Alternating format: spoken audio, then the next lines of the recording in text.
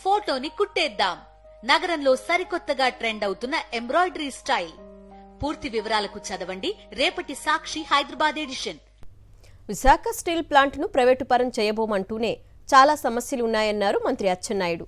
కార్మికులు పనితనం పెంచుకోవాలి, ఇంకా కష్టపడాలి అంటూ నర్మగర్భ వ్యాఖ్యలు చేశారు. డిప్యూటీ సీఎం పవన్ కళ్యాణ్ సైతం ఇదే విధంగా వ్యాఖ్యానించారు. ఉక్కు కర్మాగారాన్ని నడిపే విషయంలో లోపాలున్నాయన్నారు.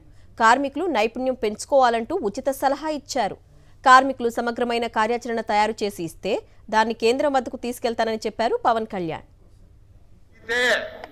అయితే చాలా ఇబ్బందులున్నాయి, చాలా సమస్యలున్నాయి.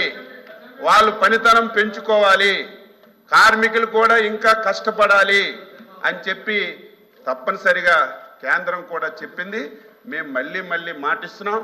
ఇది సెయిల్లో కలపడానికి కూడా ప్రయత్నం చేస్తున్నాం. ఎక్స్క్లూజివ్గా దీనికి మైన్స్ కూడా కొన్ని కేటాయించాలని ప్రయత్నం చేస్తున్నాం. గారు చెప్తున్నట్టుగా కొన్ని దీన్ని రన్ చేసే ఇష్యూస్లో చాలా లోపాలు ఉన్నాయి అధ్యక్ష.